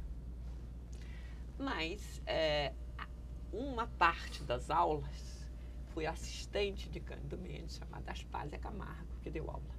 Tá? Então, vamos dizer assim, o UPERJ, que eu soube que ia fazer um curso de ciência política, não sei o que, é onde a Aspásia estava lá. A Aspásia também estava fazendo pesquisa, tinha um grupo começando no UPERJ, antes do UPERJ ter aula. Né? Vanderlei é um dos criadores do UPERJ. Né? Então, essa experiência estava acontecendo e a gente sabia. Quer dizer, eu acho que era Aspásia, era Eli Diniz e era Sônia Camargo, porque as três eram colegas de turma da UFRJ, entendeu? Então, essas pessoas estavam lá no UPERJ, não sei o quê. Então era isso. E tinha essa história. A história do Cândido Mendes dando aula. Só que eu vou falar. Cândido Mendes. Ele, não sei se foi formulação dele ou durante a aula, ele falava frases bombásticas, como fala até hoje. Desde sempre. Aí dizia assim: o conceito de povo é um long play metafísico. É um long play metafísico. Paraplégicos. What the hell is this? Entendeu? As coisas assim. Aí ele vinha e escrevia no quadro inteirinho. E aí depois ele era possuído. Né? A gente não entendia nada, mas aquilo era, sabe, aquele ensino colorido lá. Não estou entendendo, não, deve ser interessante isso. E tivemos as aulas de Aspásia, que já era sabe, um princípio de interpretações do Brasil. Uhum. Que coisa interessante. Então, vamos dizer assim, e teve o livro Nacionalismo e Desenvolvimento, que depois as mais línguas diziam, você não sabe, na página 266 tinha um cupom que você ganhava um carro. Nunca ninguém foi reclamar. Nunca ninguém chegou à página 266. Entendeu? Então, vai fazer que todo mundo perdeu essa coisa. Então, sabia-se dessa história do Cândido. Bom, lá fui eu, então, pro fazer essa prova, os textos para a seleção, e tinha muita coisa de sociologia empírica. Como é que chama aquele livro do Lazarsfeld? Assim, entendeu? E a gente, meu Deus, vamos lá no ar. Etc. E aí teve o processo seletivo. Que era só prova ou tinha entrevista também? Não me lembro. A primeira turma, tá? Foi lá fazer a prova. Fui lá fazer a prova, várias pessoas, fiz. E aí entrei. Também, isso aí eu vou fazer. Eu entrei em 4º lugar. Entraram quantos? 10. Acho que um pouquinho mais na primeira turma. Mas entrou Vera Pereira, Vilma Figueiredo, Eli Diniz, e assim, fazendo ódio nas 4. E mais, agora, isso aí. Obviamente que essas experiências de pesquisa que eu tinha vivido, e sabe, me davam uma maneira de lidar com aquele negócio, porque eu acho que tinha uma coisa assim, você chegou não sei aonde e você vai investigar qualquer coisa lá. Como é que você faz? Perguntas eram assim? Tinha uma pergunta, Uma pergunta assim, era assim. entendeu? E eu falei assim, a imaginação sociológica. Então, certamente isto me ajudou nessa coisa, né? Eu achava que com esta classificação eu teria uma bolsa do CNPq. Eu estava começando a bolsa do CNPq. E isto não aconteceu. Alguém teve? Todos os 3 anteriores? Não me lembro se foram os 3 anteriores, mas várias pessoas. Eu não entendi nada. Calma. Aí eu comecei conversando a ver os meandros das coisas. E eu equivocadamente achava que a ordem da aprovação seria a ordem da... E verifiquei que não. Depois descobri que, independente dessa classificação, o IUPERJ mandava uma lista para o CNPq das pessoas que ele queria dar a bolsa. Todo aquele princípio. Eu só obtive bolsa no 2º ano. Mas você não estava na lista porque tinha o emprego no SESC? Possivelmente. Mas ninguém me perguntou isso. Mas você continuava no SESC? Eu queria ter a bolsa para largar o SESC. Não tive a bolsa porque eu trabalhava no SESC. Entendi. Entendeu? Então era difícil. Não, certamente as pessoas deviam estar... Quer dizer, quem estava em que situação e deram a bolsa lá. Esse primeiro ano foi absolutamente difícil no seguinte sentido. Eu voltava, eu fazia, assim, o primeiro ano que eu fiz curso, as aulas eram na cidade ainda. Não era de Botafogo. Ainda não era em Botafogo, naquela primeira. E a gente tinha aula tipo 6h30 até de noite. Então, eu começava a assistir a aula, etc. Quando acabava a aula, o professor indicava aqui, ó, tem tais e tais artigos para ler, etc, etc. Os artigos estarão na biblioteca. Só que na hora que acabava a aula, a parte da biblioteca já estava fechada, né? Então, quando eu ia lá, um dia depois, 2 dias depois, todas as cópias dos artigos que tinha que ler já tinham sido pegos. Entendeu? Então, eu acho que eu tenho um certo trauma, porque eu assim, democrático para todo mundo, porque eu vivi muito essa situação, né? E era muito... Realmente, você passava a ter 2 categorias de aluno, né? Aquele que era bolsista ficava lá e podia ter coisa. E os outros que iam lá, que nem para ver o que acontecia, né? Obviamente, no segundo ano, isto muda. Você pegou a bolsa? Consegui a bolsa, saí do SESC, né? E virei estudante profissional ali na... E como era o curso? Quer dizer, você pegou a primeira turma de uma instituição que existe até hoje, tem uma trajetória fundamental nas ciências sociais no Brasil, né? Mas qual foi a primeira turma? O que era o curso Newperge naquela época?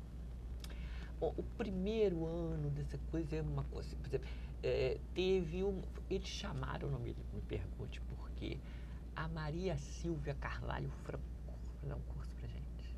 E ela vinha de São Paulo, da USP vinha e dava uma aula, que era um pouco sociologia do Brasil contemporâneo.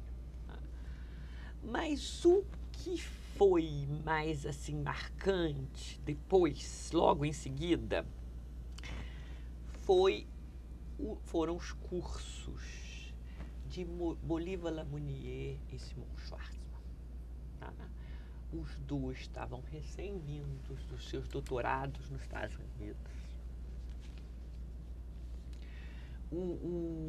Depois, um pouquinho depois, teve a Mauri de Souza. Mas não foi, acho que a Mauri ou foi para o PERJ um pouco depois, ou voltou dos Estados Unidos um pouco depois. E tivemos, mais tarde, Vanderlei também como professor no PERJ. Mas aí o Vanderlei estava fazendo doutorado e só volta, eu só peguei, acho que no último ano, sei lá, bem no final, né? Ali nós começamos a ter noção também de uma sociologia política, de uma reflexão sobre o Brasil. Aliás, no curso do Vanderlei sobre metodologia, a gente começou a ter contato com o que se produzia em Minas. Eu acho que era Antônio Otávio Sintra, tinha escrito um artigo que na época se lia. Quer dizer, independente dos cursos, você tinha assim, alguns artigos chaves que chegavam e as pessoas circulavam. Então, vamos dizer assim, a gente teve alguma noção de a transformação, vamos dizer assim, da velha teoria política ligada ao direito, etc, etc, para a teoria mais empírica. Aconteceu em Minas, né? Entendeu? E é isso aqui que a gente recebe, tá? Obviamente, essas pessoas estão dando é a primeira vez que eles estão dando aula também. Não vamos falar, sonhar, né? Quer dizer, as pessoas tinham feito a pesquisa, conheciam muita coisa, mas isso não significa que o curso fosse nenhuma maravilha, não, porque é uma coisa...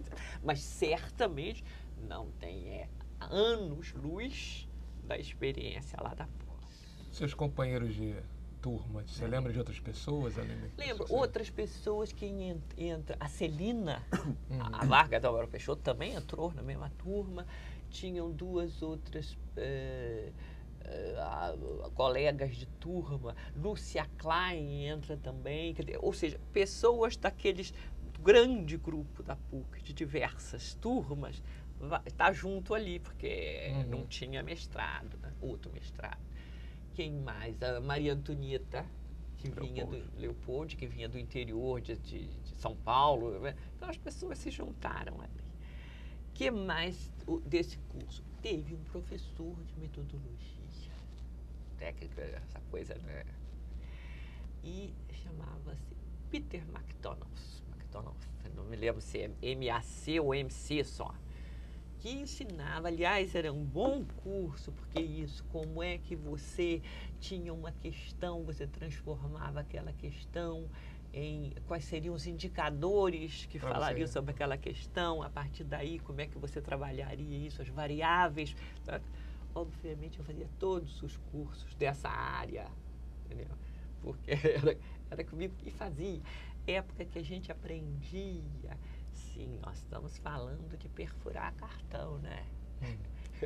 Aprender a falar, perfurar cartão, aprender, desde a PUC, fazia a pesquisa tal, tem que perfurar cartão, então lá. O Peter ensinava essa coisa, quer dizer, é uma visão não tanto instrumental do método de técnica de pesquisa, mas como é que você processava isso. Eu acho muito interessante. Você tem um peso maior dessa uma tradição mais de pesquisa empírica, talvez? As pessoas estão tendo uma experiência também muito nos Estados Unidos, não? Pessoas, quer dizer, este grupo que estava entrando ali é o grupo que vamos dizer assim, derivado da experiência em Belo Horizonte, aquelas coisas todas, tanto vão, tem um grupo, uns vão para CEPAL, outros vão para os Estados Unidos, essa transformação aqui que a gente está vendo, entendeu?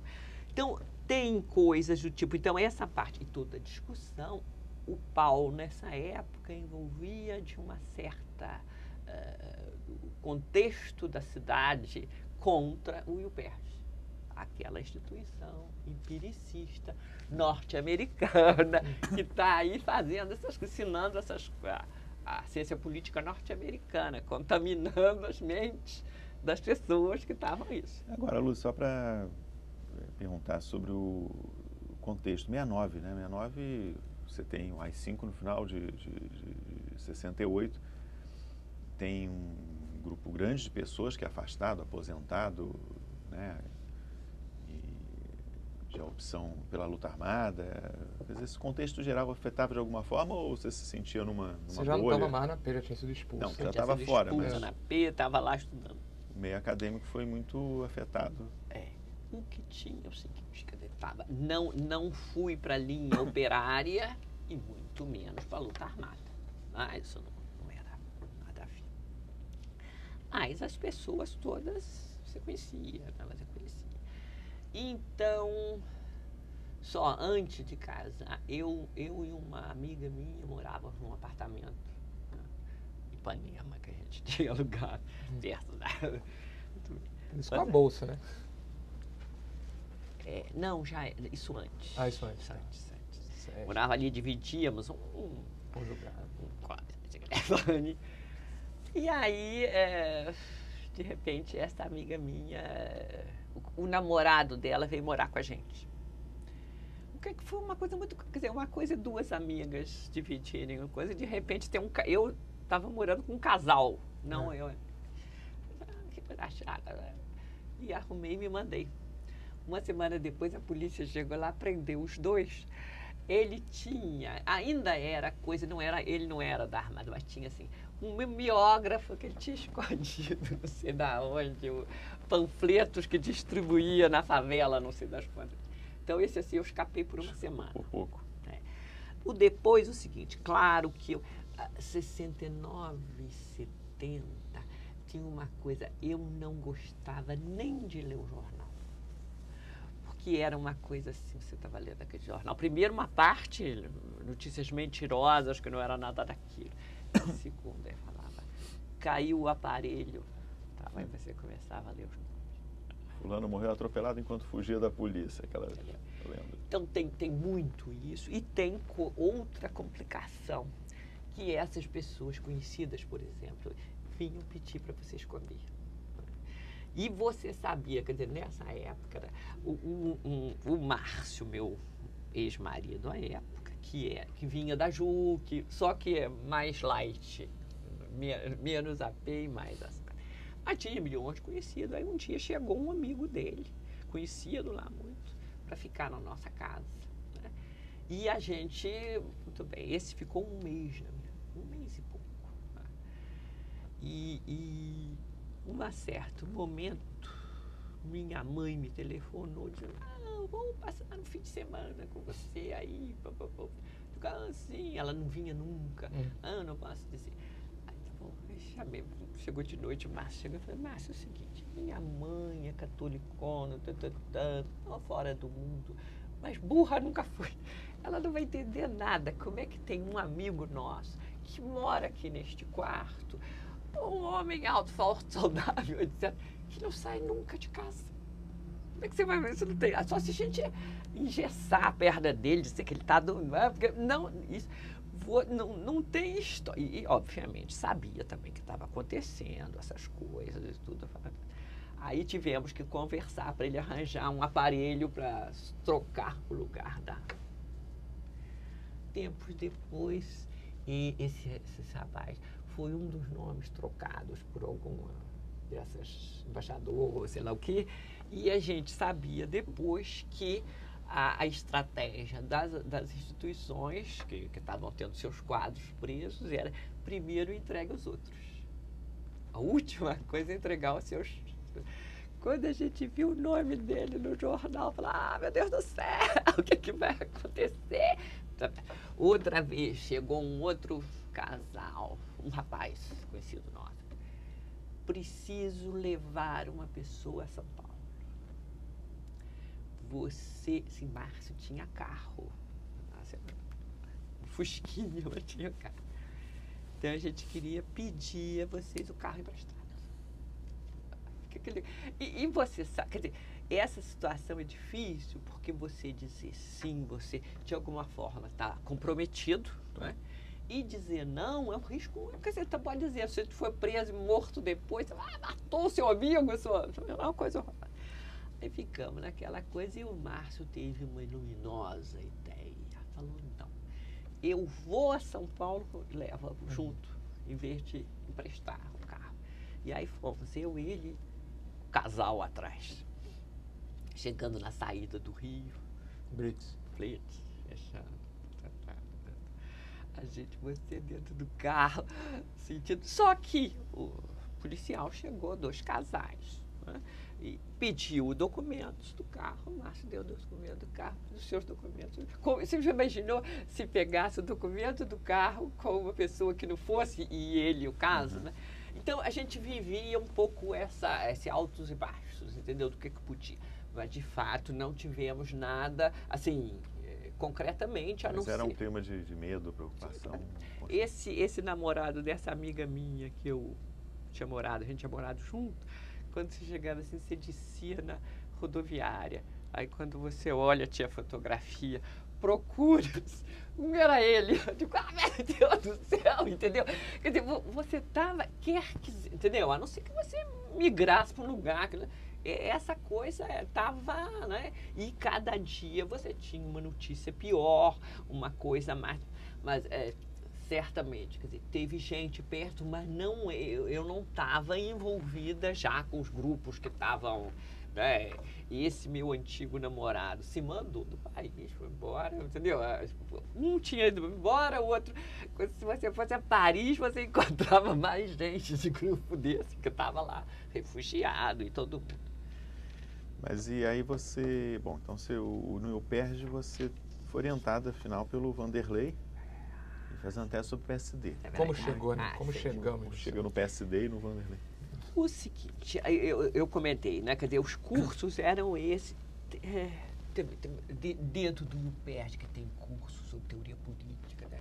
Maquiavel, Hobbes, Rousseau, essa linha chamada mais clássica e depois de teoria política mais contemporânea. Aí a gente estava ali quer dizer, com um grau de absorção maior ou menor, mas se informando. E, vamos dizer assim, 2 cursos foram importantes. Teve um curso do Hélio Jaguari, que não me lembro o nome do curso, mas alguma coisa sobre sociologia do Brasil contemporâneo, aquelas coisas do Hélio. que foi muito interessante. E eu digo o seguinte, o tema da minha tese emergiu da aula de Hélio. Alguma coisa que foi falando, e aí eu falei assim, mas os partidos, como é que a gente vai fazer? E o partido mais importante, alguma coisa assim. Emergiu o tema desse curso, tá? Outro curso importante foi o curso do Simon, né?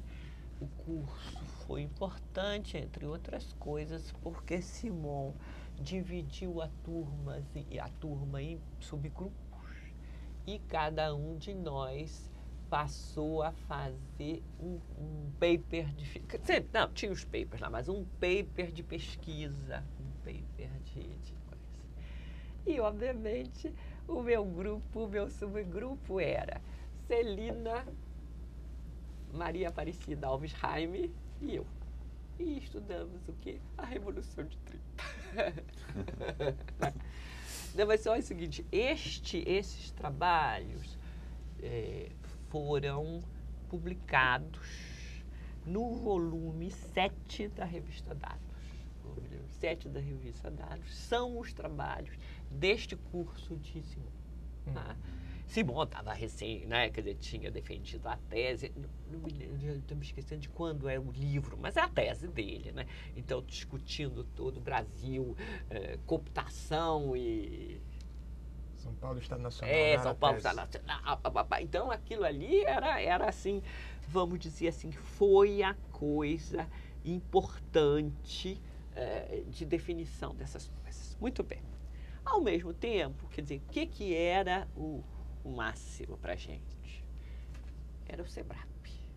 Né? O que era o quê? O máximo. SEBRAP. O máximo, o SEBRAP. SEBRAP. Por quê? Porque os professores aposentados na USP foram lá, criaram um centro de pesquisa. Aquela era o apogeu, o paraíso era aquilo. E aí, eu resolvi ir a São Paulo. Sim, Francisco Verfort era... Sim, a polêmica de Francisco Verfort, que escreveu sobre questão operária, não, né? Eu estou tentando lembrar. Tinham alguns textos que circulavam para além da publicação estrito sensu. Esse circuito, você sabe, tinha havido... Assim, o texto do Francisco Verfort é sobre populismo, que também tinha a ver com o curso do Hélio Jogaribe. Discutir populismo, discutir... Eu fui a São Paulo e marquei um encontro com o Francisco Verfort, levando na mão o paper final do curso do Hélio Jogaribe, que tinha proposta, já emendava com a proposta de estudar o PSD. E cheguei e fui lá falar com o professor Francisco Verfort e falei, eu estou fazendo uma pesquisa aqui, assim, assado, etc. Eu queria saber se você toparia me orientar.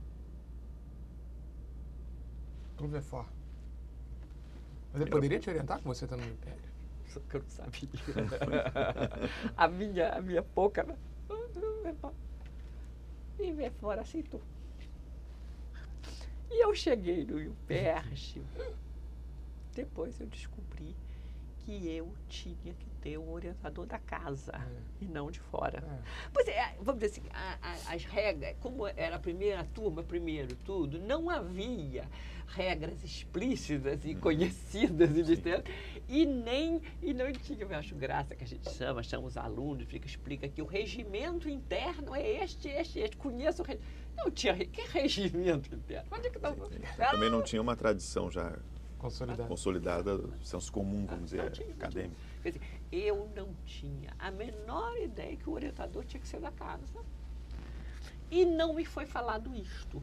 O que foi falado é o seguinte, não, tem que ter um orientador da casa por causa da sua bolsa. A bolsa do CNPq é igual. Eu fiquei com 2 orientadores. Para fora, o Francisco Verfort. E para dentro, o Vanderlei. Mas você falou com o Vanderlei, abriu o jogo, tudo bem? Teve problema? Dividir a orientação. Paguei caro o resto da minha vida. Só que eu não sabia por que era. Quer dizer, ele, em hora nenhuma, disse assim, não é possível. Não. Porque você vai ver uma coisa, você vai ver. Entendeu? Mas porque eram tradições concorrentes, instituições concorrentes ou não? Quer dizer, no caso, o Vanderlei estava voltando dos Estados Unidos também. Quer dizer, ele tinha uma coisa muito mais... Quer dizer, o Vanderlei é difícil de classificar, né? O que é, se é mais empirista, menos... Mas, vamos dizer assim, o que acontecia na orientação? Vanderlei, eu falava, eu vivia altos e baixos, parecia maníaca deprimida. Um dia eu levava alguma coisa e Vanderlei olhava e eu falava, ótimo, assim, assado, muito bem, E quando ele quer, ele mandava textos, leia tal livro, faz não sei o que. E de alguma forma ele tentava levar minha dissertação, minha tese de mestrado, muito para obter dados eleitorais. E eu não queria esse papo, né? Aí faz assim, eu voltava e ficava pra casa. Mas não quero fazer isso. Aí, sei lá quantos dias depois, eu ia lá e falava, ele não quero isso não vou fazer isso não sei o quê. Então, aí... Mas aí você se correspondia com o VFOR, encontrava? Pouquíssimo. Fui algumas vezes, etc., conversando. Porque a questão... eu não me lembro qual era o texto do VFOR que foi importante. Mas tinha uma coisa, né? Então, assim, na minha cabeça eu estava fazendo uma aliança fantástica, né? Uma figura do SEBRAP com outro dessa ciência política. Foi uma certa catástrofe, entendeu? Porque, vamos dizer assim, cada um, não era cada um, o próprio Vanderlei puxava para a linha mais de dados eleitorais, e aí não era o VFOR que me falava isso ou aquilo. Eu não queria isso. E, de alguma forma, aí junto, o que acontece isto? Eu fiz uma tese sobre o PSD. As pessoas, na época falavam, quê? Partido político? Isso não é importante no Brasil, não. O que? PSD? Já acabou, já não tem nada. Agora, obviamente, a Celina que aí o seguinte, foi Celina que me levou à casa, eu já conhecia a casa dos pais, né? Amaral Peixoto e Alzira, mas aí Amaral Peixoto me deu uma entrevista muito boa e, quer dizer, vamos dizer assim, era uma entrevista... Tem essa entrevista? Dei para Lúcia Hipólito, depois. Eu acho que eu tenho, sim. Mas era o seguinte, eram entrevistas temáticas, entendeu? Não era história de vida, nada disso. Era o partido, como é que foi? O PSD fez o quê? Fez assado, fez... Então, eu entrevistei Amaral Peixoto, Tancredo Neves, Martins Rodrigues, que era uma figura do partido, Ulisses Guimarães e Antônio Balbino. Essas 5 figuras que foram figuras importantes dentro do partido, tá? E, obviamente, que foi Amaral Peixoto que abriu essa. Eu fui a Brasília entrevistar, o Ulisses Guimarães entrevistar. Se o Amaral não chegasse o comandante não falasse aqui, como é que ele recebe esta moça, Ulisses, recebe esta moça aqui, quer fazer uma entrevista sobre o PSD. Muito amiga da Celina, minha filha. Não vou perguntar. Amiga da minha filha Celina. Bom, então você fez a tese, entrevistou esses, né, líderes do PSD. E foi a primeira tese, as primeiras teses do PERJ. Sim, mas foi a primeira, não. Foi logo. E como é que foi esse final? O Vanderlei lia, discutia, orientador, Leu, fez... Assim, no final, eu fiz, como vocês podem pensar, um copião e enviei para um e para o outro. E o seguinte, aí eu estava grávida. e fiz de tudo para ver se conseguia defender a tese antes do seu filho. Não deu tempo, não foi possível. Eduardo nasceu em julho de 72, eu acho que eu defendi em princípio de 73, né? Tá aí para 73. Porque, mas vamos dizer assim, ela estava feita antes, né? Era uma coisa de conseguir, vamos dizer assim, receber as observações, etc, etc. Não, aí eu tenho que falar uma coisa, mandei para o VEFOR, aí demorou para falar, meu Deus do céu. E aí um dia eu falei com ele, não, eu estou aqui porque eu estou prestes a ter filho, eu queria saber. E aí até pouco tempo eu tinha isso, não sei, o VEFOR me mandou uma carta que fazia o seguinte, não, olha aqui, acho isso, acho aquilo, faça assim, assado, com comentários sobre o trabalho, esse, aquilo. E depois falava, mas olha, isso aí eu estou dando essa opinião, mas você resolve o que você vai fazer. Porque nada disso tem a menor importância. A única coisa importante que tem é seu filho que vai nascer. Que obviamente que eu sou capaz de defender VEFOR até hoje sobre qualquer coisa para esse impacto que teve para mim essa experiência, entendeu? Porque no modo geral o outro falava assim, não, você precisa fazer isso, precisa fazer aquilo, vamos ver antes de ter filho, entendeu? O filho era um empecilho quase. Atrapalhando a sua vida.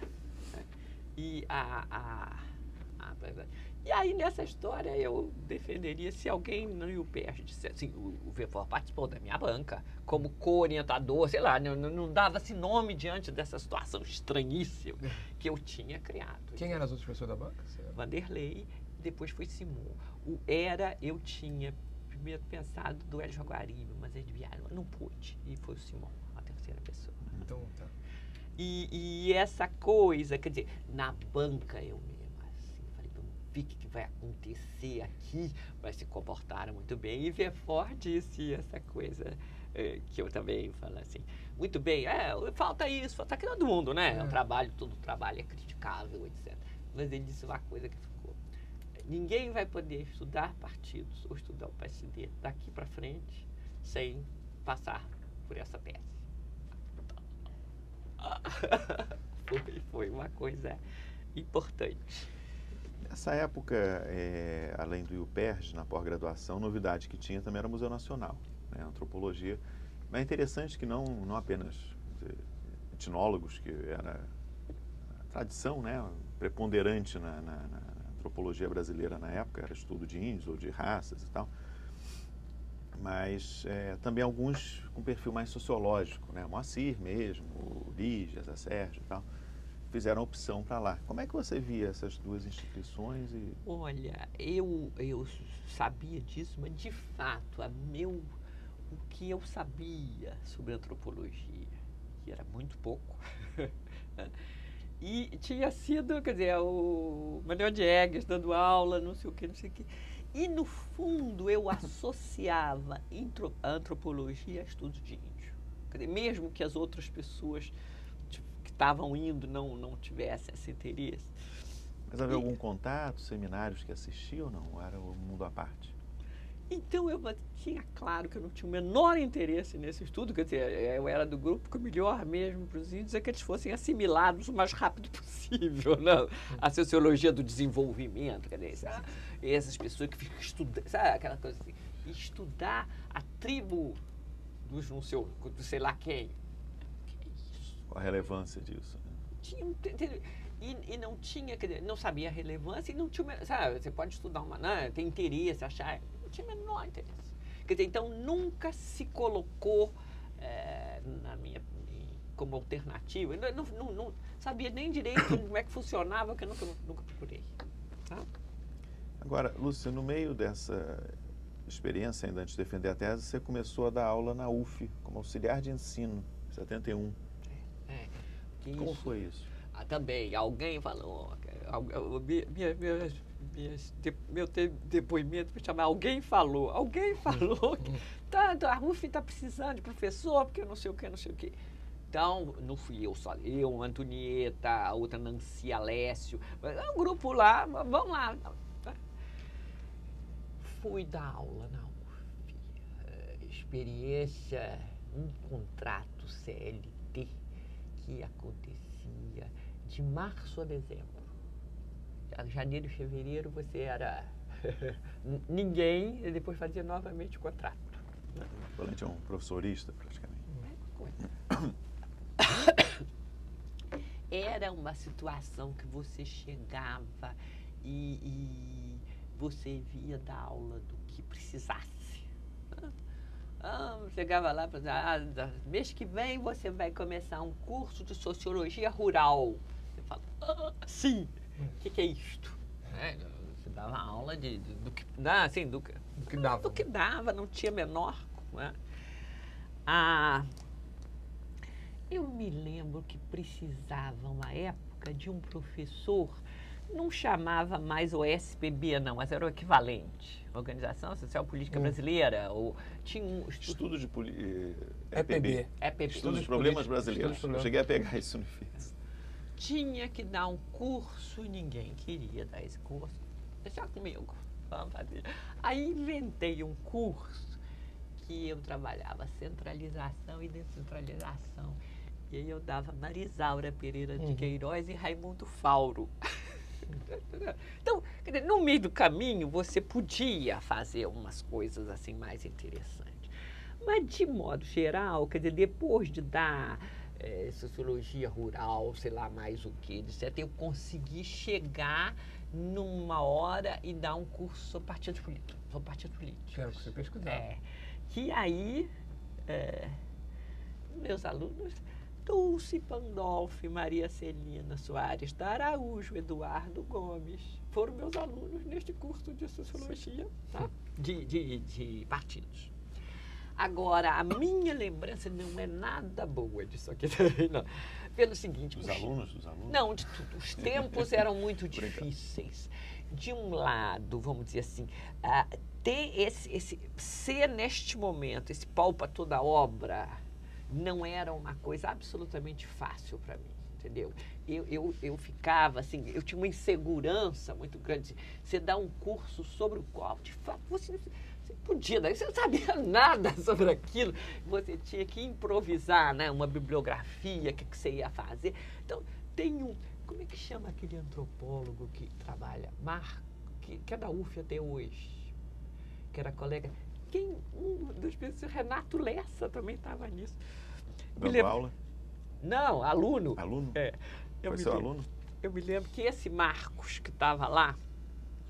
Antropólogo? Está até hoje na UF. Marcos... André Melo, alguma coisa assim.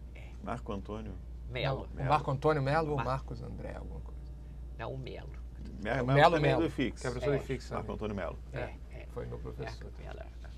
Aí, Nelo e outros faziam a seguinte coisa. Eu falava, tinha lá um curso que não me lembro, sociologia de sei lá o quê, que ia dar um seminário, etc. Aí Marco mesmo chegou na sala com uns 5 livros, assim, tudo marcadinho.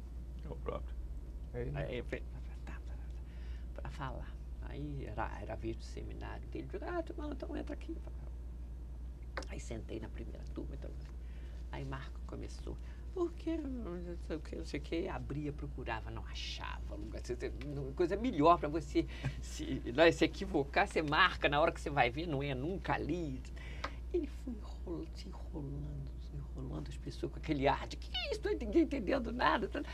E eu, aqui atrás, quando a aula acabou, ele assim, aí eu olhei para ele e falei, viu? Porque ele fazia isso com você, com o professor, entendeu? Você ia falando, ele ia marcando, mas aqui o autor tal disse que não é assim não, para você, entendeu? Vamos dizer assim, de alguma forma eu estava passando por uma experiência sobre a qual eu não tinha, quer dizer, eu não tinha qualificação para fazer aquilo mesmo, não dava pé. De outro lado, a UF também era uma precariedade nas dependências, né? Você chegava lá e você pegava na secretaria, te davam aquela coisinha assim, uma folha, né, de fazer precisa. E você não tinha, entendeu? Você ficava no pátio, assim, esperando. Eu falava, isso tudo é uma maluquice, você não tem nenhum nada, você só pode dar nota, ou seja, aprovar ou não aprovar uma pessoa. Ao mesmo tempo, o teu contrato não existe, aquilo foi. E também era uma época de mudança de comportamentos. Tá? Então, você entrar na sala de aula, por exemplo, você resolver, a gente tira isso. Você entrar na sala de aula, aí quando você entra assim, tem duas alunas se beijando na boca na sua frente. Aí você fala, o que eu faço? Finjo que não estou vendo, diz que não pode, faz o quê? Entendeu? Era muita coisa junta, não era só que você estava mudando. Mudança de costumes. Você fala, tudo bem, mas precisa ser... Como as pessoas que estavam mudando também faziam isso de forma assintosa. Né? Tinha um outro que fazia, a gente estava fazendo pré-matrícula, que tinha um negócio de matrícula. Aí fazia, tinha um aluno lá, falava, olhava lá. Sexo! Para preencher a ficha, que absurdo! Aí eu falava, fulaninho, o seguinte, não é para você dizer o que você faz com ele, não. Se tem, se não tem. Se tiver, homem, se não tiver, você não, entendeu? Se você, vamos dizer assim, ficasse acuada por aquilo tudo, você não ia sair dali. Então você tinha um pouco que reagir a isso. Então, Mas ao mesmo tempo, reagindo, podia também ser rotulada como conservadora, retrógrada. Não, essa época aí foi muito, assim, e de alguma forma, quando você e aquela turma de alunos, a minha vontade era ter um buraco, mas assim, entrar e fazer tchau, equívoco. Não era isso aí, eu não queria isso. Então foi muito complicado. Aí você ficou 5 anos? 5 ou 7 e meio, né? 5 ou 6 anos dando aula, mas nessa situação precária, vamos dizer, de auxiliar de ensino, não teve uma efetivação e também não, você comentou antes que não foi uma experiência que você gostou de ser professora, pelo menos nessa época. Não, vamos dizer assim, quando eu consegui dar o curso de partidos, que aí tinha esse grupo, subgrupo, aí a outra, entendeu? Porque no fundo o que eu tinha de memória de coisa importante, de aula, de curso, tinha sido as experiências no UPERJ, né? Então, é um outro tipo de aula. Então, você tem um pequeno grupo que você aí manda ler um texto, e que não era as outras aulas, era aquela aula de, sei lá, quantos alunos, né? É auditório, você lá, blá, blá, blá, blá, blá, falando, não é essa mesma lógica. E isso, quer dizer, as condições todas eram muito precárias e eu estava ali porque não tinha, sempre assim, atenta vendo de que maneira, né? Por isto que quando depois a seguir eu fui convidada para vir ao CPDOC, eu ainda conservei lá um pouquinho, né? Mas aí assim, eu vinha para o CPDOC e dava aula 2 vezes por semana à noite. E 2 filhos pequenos em casa. Aí eu falei que se tem alguma coisa que vai sobrar, eu fiz minha carta pedindo demissão.